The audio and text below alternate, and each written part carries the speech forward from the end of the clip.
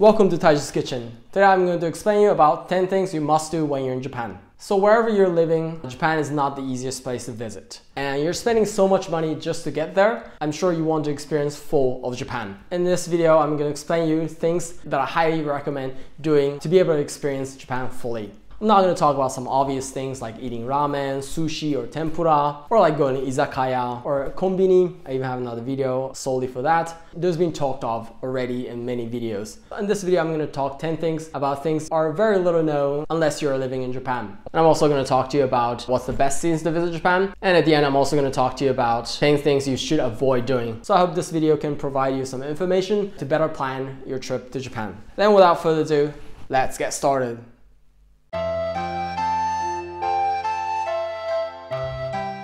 So the first thing I highly recommend doing when you're in Japan is to go to so-called Kaiseki Ryori. This type of food and this type of restaurants probably is not well known at all outside Japan, but I could definitely guarantee that this will be one of the best experiences you may have in Japan. Kaiseki Ryori is a very special type of course meal. It's usually quite expensive. You would at least have to pay 5,000 yen for lunch, at least 10,000 yen for dinner. But I'm sure it's definitely worth that price because you would definitely experience the pinnacle of Japanese food. These restaurants may be a bit difficult to find, but many of these restaurants have English homepage. You would definitely have to reserve beforehand. Some Kaiseki restaurant you would have to reserve a couple months in advance. So I really highly recommend incorporating that in your tour. In many restaurants, you don't really get to choose what you can eat on that course, but they usually have like a set course. But of course, you can choose different courses. And the best thing about these Kaiseki Ryori is that it's always seasonal. They serve you the food that is only in that season or things that are best in that season. I will guarantee that you will not regret going to these places.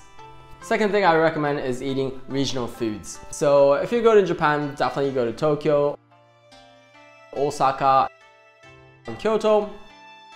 But I really recommend going outside that, in some countryside. Each region have their own regional food that often you can only eat that area or it is best to eat that area. Japan is very versatile in geography. You go up north, it's really snowy and you have a lot of ski resorts and the fish is really great. And if you go down south, we even have a tropical climate and you can really enjoy the fruit and some also seafood. And also different regions have their own specialties. Each region kind of puts effort in making these special food. So I really highly recommend doing that. Third thing I recommend doing is going to so-called Depachika. Depachika is short for department store chika. Chika means basement. Almost every department stores in Japan would have basement dedicated solely for prepared food. I even have a video on that, so please check that out if you want to see more in detail. But there you can really see variety of food, sometimes regional food, but also just different things, Chinese style, Korean style, Western style, and just many traditional style. And they also even have a lot of bento boxes. You can choose the food just from seeing them. Sometimes they may have a vendor where they present how they cook. You can watch that. It may be difficult to choose one from them, but even if you can't buy everything, I think it's just really fun to see different types of food, different types of cooking. And so I also often just go and just to see different food. And of course, the people are there are very helpful. They're eager to help you. So if you ask, they'll definitely tell you. And at the end of the day, food is food. So if the store is nice enough, you may even have to get a sampling. And when you do go to Depachika, I highly recommend the fourth thing, which is trying expensive fruits. To my opinion, I think Japanese people are people who are eager always to push the boundaries. We also do that in the field of fruits. If you go to Depachika, there are always at least one store where they dedicate to really expensive fruits. Some fruits like a box of strawberry for 1,000 yen, or even one mango for 10 or even 20,000 yen. You may think this is just crazy, but I suggest trying one or two of those because the fruit is just so sweet. The only danger may be that it may be hard going back to the normal fruits that you may have in your regular supermarket. People who make these take really big care of it. Farmers let only one man grow on one plant. Of course, it's a preference thing, but I really do recommend trying one of those. So the fifth thing I recommend doing is staying at traditional hotels. So in Japan, we have roughly 3 styles of hotels. One is regular Western style hotels where you have a bed, and then there's Ryokan and Minshuku. Ryokan is a very fancy traditional hotel where the floor is tatami mattress, and when you enter, they usually don't have any bedding, and then during the time when you go to eat, they lay out the futon mattress, and then when you come back, it's ready for you to sleep. Often they also serve really great local food for the dinner, and many places also for the breakfast. They usually have a big buffet of many different kinds of Japanese food, as well as often Western food. And many ryokan also have onsen in their building. And Minshuku is kind of a small version of that, often family owned. It's kind of similar to bed and breakfast, where they renovate their own house and let them stay in. You kind of have a feeling of staying at someone's home. I think it's just a great way to really experience that traditional Japanese feel. And most of these ryokan, sometimes with the Minshuku, they have onsen, which is the sixth thing I recommend. People who may not know, onsen is Japanese style hot spring. Because Japan is a volcanic island, we have a lot of hot springs. And also maybe because Japan is a very humid country, we really enjoy bathing. There are a lot of natural hot springs in Japan. Many of these ryokan or hotels also have their own bath, or there are also many places where you can just go to onsen.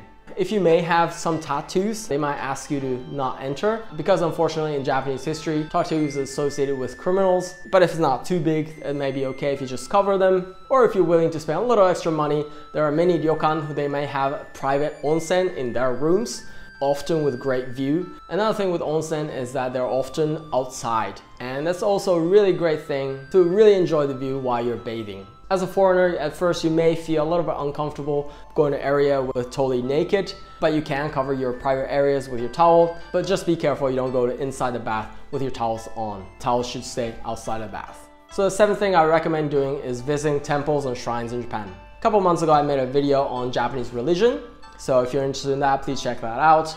In the video I'm explaining the kind of background of Japanese religion, but also how to visit them. There are some customs in visiting shrines or temples. Even if you have another religion, I highly recommend visiting them.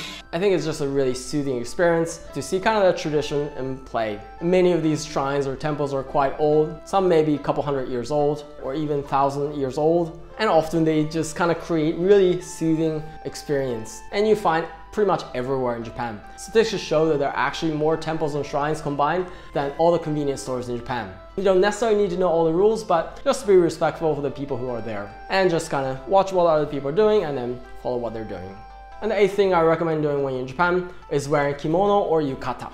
So probably everybody knows what kimono is. It's a traditional Japanese clothing. And some people may be hesitant to do this because they're afraid of being accused of cultural appropriation. But when you're in Japan, you have nothing to worry about. I couldn't imagine anybody being offended when foreigners wear kimono, as long as they respect the way of how to wear kimono. I would feel a bit uncomfortable or even feel cultural appropriation when people wear kimono improperly, but as long as you wear in the traditional form and traditional ways, it's really okay. In many tourist areas, they may have rental kimono. In some tourist area, you may have to book in advance, so you're guaranteed to be able to wear them. But you can go in and then just wear kimono, and you're allowed to walk outside and spend a day in kimono. Places like Asakusa or Kamakura is quite popular for that, or even in Kyoto. I think it's just a great experience that you can't have it anywhere else. So I think it's something you should try, because I think you feel different when you wear something else. And there's also another summer variation called Yukata, which is made out of lighter fabric and there's no layering, especially if you go to like festival and such. Many people wear yukata, and those are also not very expensive, so you can get one set as cheap as 5,000 yen or so. So you may be able to get that for a souvenir as well. And the ninth thing I recommend doing is visiting the kind of traditional villages. If you plan a visit to Japan, then you probably go to Kyoto or Tokyo, but there are also many small villages where they still hold the traditional countryside. I have two videos on that. One is Shirakawa-go, where they reserve this traditional Japanese housing. And also Tsumago and Magome. This is kind of a hotel street during the Edo era.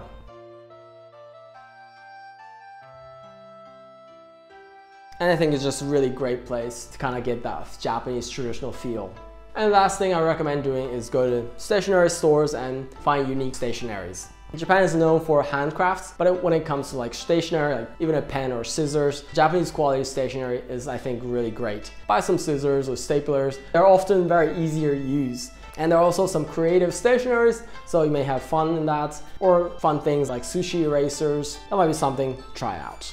Now I'm going to talk a little bit about when to visit Japan. Japan is a country where they still hold a lot of the traditions, and many of these traditions are associated with season. Japan is a great place to visit in any season, but I would say the best season is definitely in the spring. When the cherry blossoms bloom, it's really a wonderful feeling, how the flowers everywhere. Of course, it's a really crowded tourist season, so you may have to cope with that. The season that I least recommend would be the summer. Japan's really hot and really humid, and of course it's probably the most touristy season of the year. But But one thing is good in the summer is the festivals. Many different regions have small festivals or big festivals in the mid-August during the traditional Japanese holidays of Bon. If you want to know more about that, you can watch another video regarding the seasonal festivals. And then we have a lot of festivals and also a lot of fireworks during that season. So if you do go to Japan in the summer, definitely should check that out. And autumn is also great. You have a lot of colored leaves and the climate is also fairly mild, so it's a really great season. If you do decide to visit Japan in the fall, then definitely go to Kyoto. It's really just beautiful with the colors. And winter is also not a bad season, especially if you're into winter sports like skiing or snowboarding. Japan has even the second most ski resorts in one country in the whole world. I even have another video on Japanese ski resorts. If you're interested in that, you can check that out.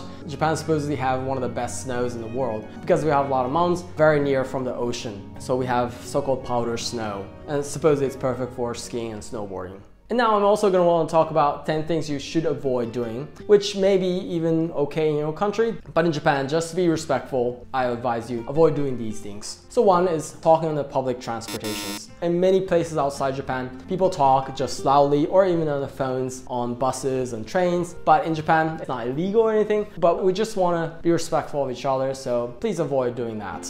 Second thing is littering. If you visit Japan, you may be surprised how clean the streets are, and you probably have a hard time finding trash cans. Many trash cans are put away due to terroristic incidents in Japan, and so just take your trash with you and throw it away at your hotel rooms. Third is tipping. In Japan, we don't accept tips. Many restaurants will probably refuse to getting tips. Even if you want to show the appreciation, it's enough to say thank you for their service. Fourth thing is going out without cash. Japan is a very modern country, but at the same time, we're also a very conservative country. Nowadays, there are many places where they accept credit cards, but if you go to countryside, there may be also places where they don't accept credit cards. So it's always just safe to keep some cash with you. And fifth thing, this only applies if you're going with other groups of Japanese people, which is eating before others. It's just a respectful thing, it's just a polite thing. Just wait until everybody's served and then start eating. Unless somebody says, eat up before. It's also another respectful thing for the food to be eaten and still warm and has the best taste. And next is kind of similar to that, eating without saying itadakimasu. Of course, as a foreigner, you're not forced to do that, but it's just a respectful thing. When you're in Japan, when you eat, just bring your hands together and say itadakimasu. Thank you for the chefs, thank you for the food. It's just a really nice thing, so please do that.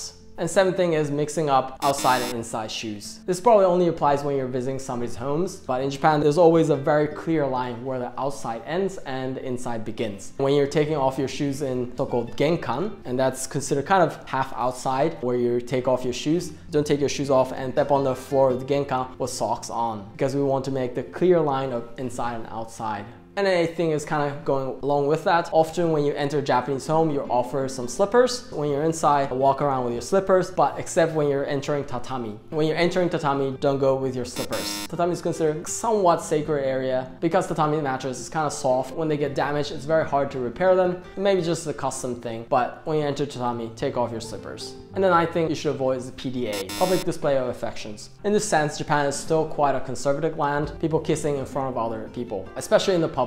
Hugging or holding hands is now accepted. Until 50 years ago, that was still considered a very big no if a couple hold hands in the street. And for us, especially kissing is considered a very private thing that we don't show other people. If you don't do that, please wait until you're in a private area. And the last thing is not really that bad, but it's better to avoid doing, which is blowing your nose in the public. So in Japan, blowing your nose is considered kind of a bit rude, a bit uncomfortable. And so if you do, try to do it as quietly as possible. So those are the 10 things you should avoid doing when you're in Japan. One thing you may be surprised, but is definitely okay to do, is ask for knives and forks. If you're a foreigner visiting Japan for the first time, it's definitely not a problem if you don't use chopsticks. Just ask for knives and forks or a spoon. They'll often give you some silverware, so don't worry doing that.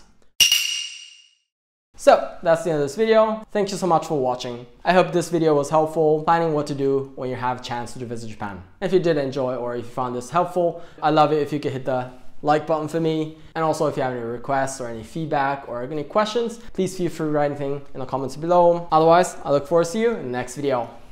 Bye.